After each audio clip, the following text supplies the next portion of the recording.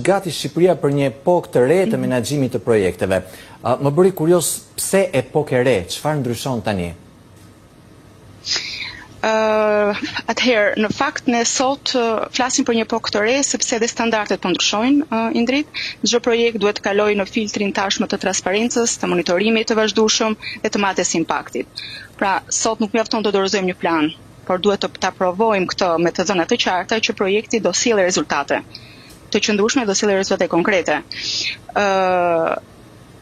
Fakti sot që dhe fondet e Bashkimit Evropian dhe të donatorëve ndërkombëtar janë të lidhur ngushtë edhe me cilësinë e projekteve që paraqiten, në fakt është dëshmi që pa menaxher të trajnuar ne rrezikojmë të humbasim mundësi financimi.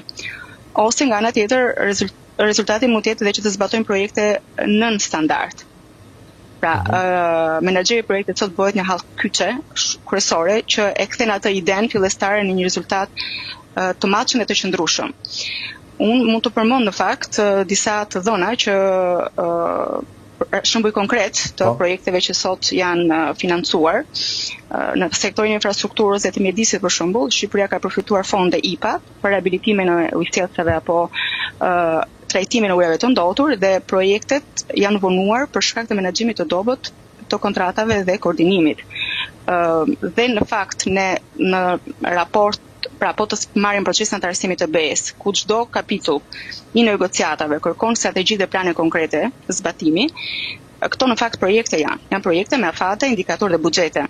Dhe në bazë të dhënave të fondet e para antarësimit IPA 3 dhe programi 2021-2027 për Shqipërinë, fondet që janë dhënë dhe që do të jepen në tërësi arrin në vlerën 1.2 miliardë euro.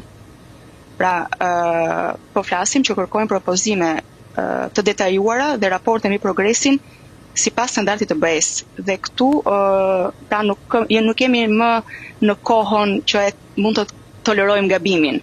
Sot ne kohat për të cilat ne po jetojmë nuk e kemi tolerancën e gabimit pothuajse afër zeros.